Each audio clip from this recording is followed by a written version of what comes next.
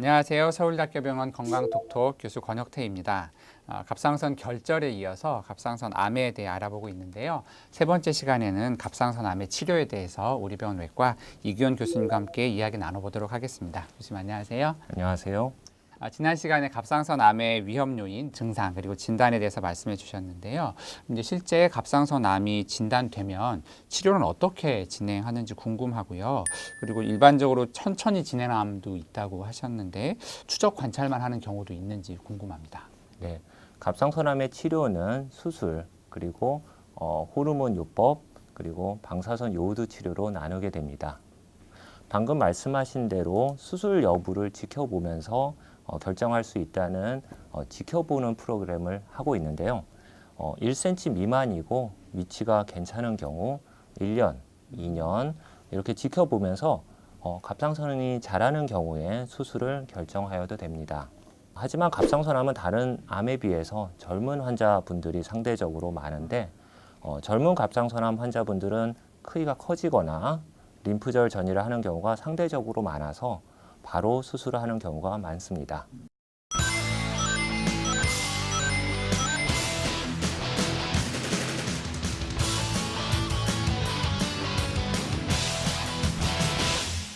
다른 암의 경우에는 이제 일반적으로 수술 그리고 이제 항암 요법 그리고 이제 방사선 치료 이렇게 세 가지가 제일 주된 치료 방법일 텐데요. 갑상선암 치료에는 그거 말고 또 다른 치료법이 있는 걸로 알고 있는데요. 설명을 좀 해주실 수 있을까요? 네, 다른 암에서 황암 화학요법 또는 방사선 치료를 하게 되는데 갑상선암에서는 화학요법이나 방사선 치료 대신에 갑상선 호르몬 복용을 통한 호르몬 억제요법과 방사선 요오드 치료법을 시행하게 됩니다. 호르몬 억제요법이라는 것은 갑상선 호르몬을 복용을 통해서 암의 재발과 전이를 억제하게 되는 것이고요.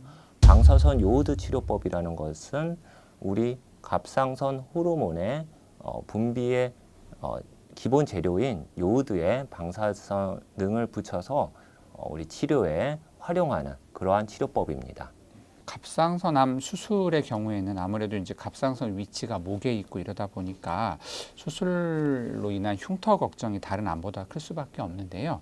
목에 흉터가 남지 않는 뭐 내시경 수술이나 로봇 수술 이런 게 가능하다고 들었습니다. 갑상선암 수술 종류와 각각의 특징에 대해 좀 설명해 주시면 좋겠습니다. 네, 수술에 활용하는 도구에 따라서 여러 가지 수술 방법으로 분류할 수가 있겠습니다. 일반적인 도구를 이용한 일반 수술법, 내시경을 이용하는 내시경 수술, 로봇 내시경을 이용하는 로봇 수술로 분류가 됩니다. 환자분들이 흔히 하시는 오해가 있는데요. 로봇 수술하게 되면은 제가 수술하지 않고 로봇이 이제 대신 수술하다고 생각하시는데 그게 아니라 제가 로봇 내시경을 이용해서 수술을 하는 것입니다. 로봇 내시경은 20배 확대된 시야로 3D 입체 영상을 보고 수술을 할 수 있기 때문에 더 정밀하게 수술할 수 있습니다.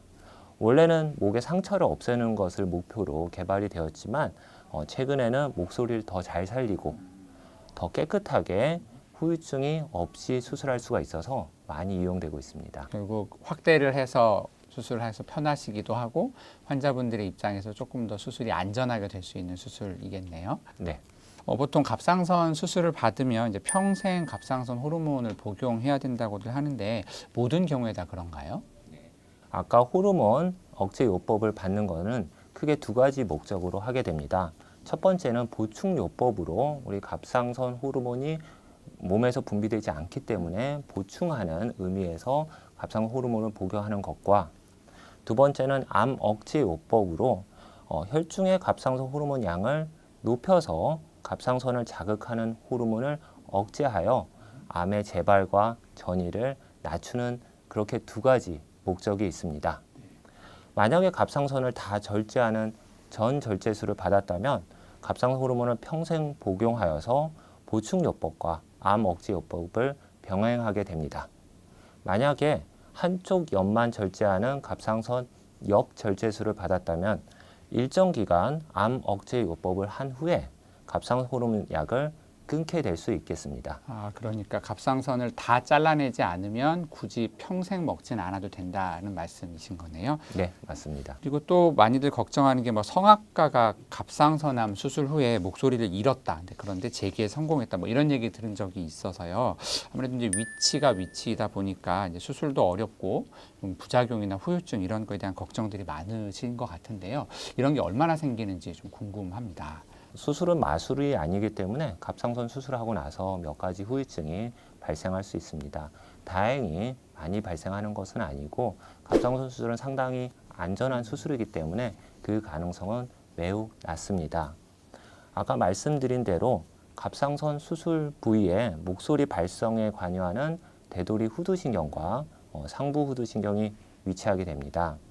이러한 신경에 수술이 영향을 미쳐서 수술 후에 일시적이거나 또는 영구적으로 목소리의 변화를 초래할 수 있습니다. 최근에는 신경 모니터링이라고 해서 수술 중에 목소리 신경을 직접 확인하고 수술함으로써 목소리를 보다 보존할 수 있는데 크게 도움을 받고 있습니다. 칼슘 수치의 저하는 갑상선 수술 부위에 우리 몸의 칼슘 수치를 관장하는 부갑상선이라는 기관이 위치하기 때문입니다.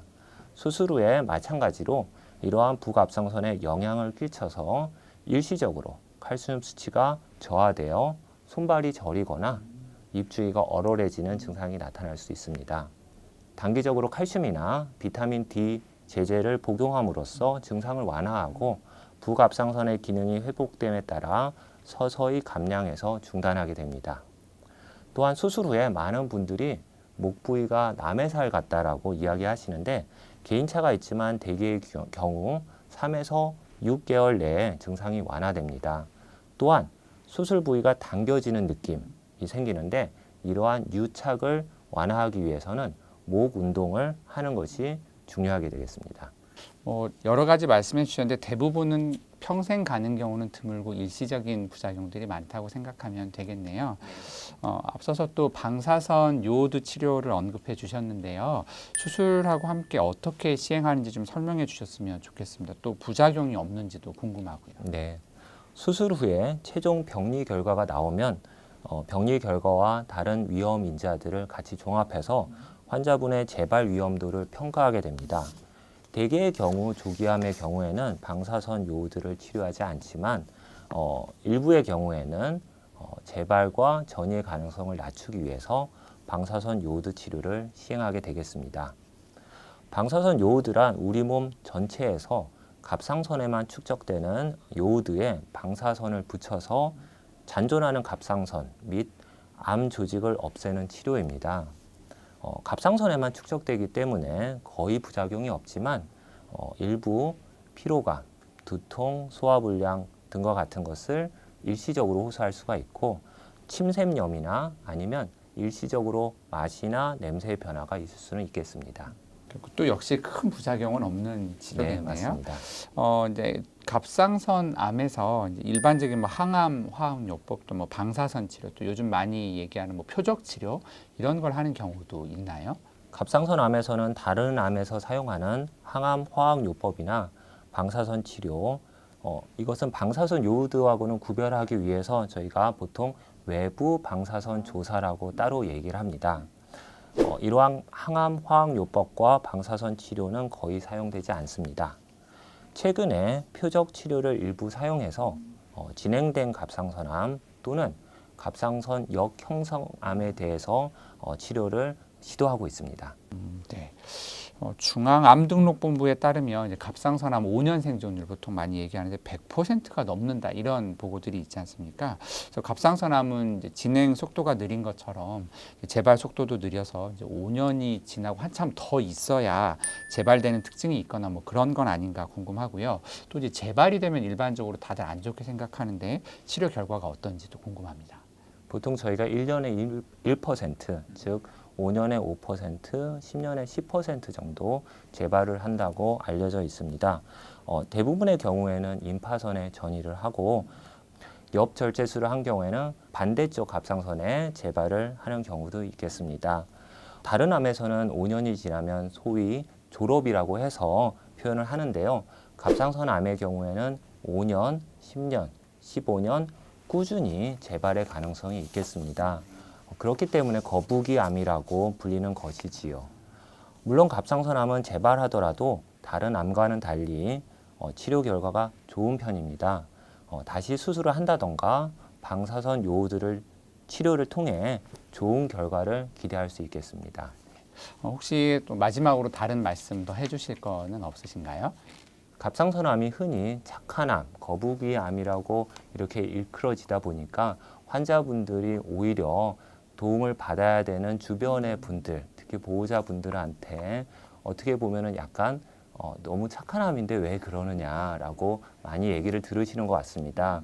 이렇게 이야기 나눈 대로 갑상선암도 치료를 하려면은 수술, 방사선 요오드 치료와 같이 일정한 치료를 하게 되고 재발의 가능성이 또 있습니다.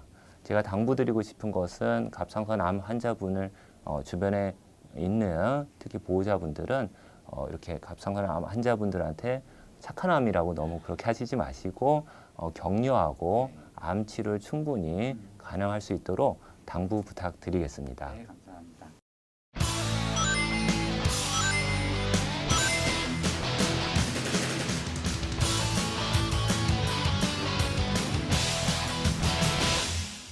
서울대학교 병원 건강톡톡 3시간에 걸쳐서 갑상선 결절 그리고 갑상선 암에 대해서 알아봤습니다. 지금까지 진행의 권혁태, 도움 말씀의 서울대학교 병원 외과 이규원 교수님이셨습니다. 감사합니다. 감사합니다.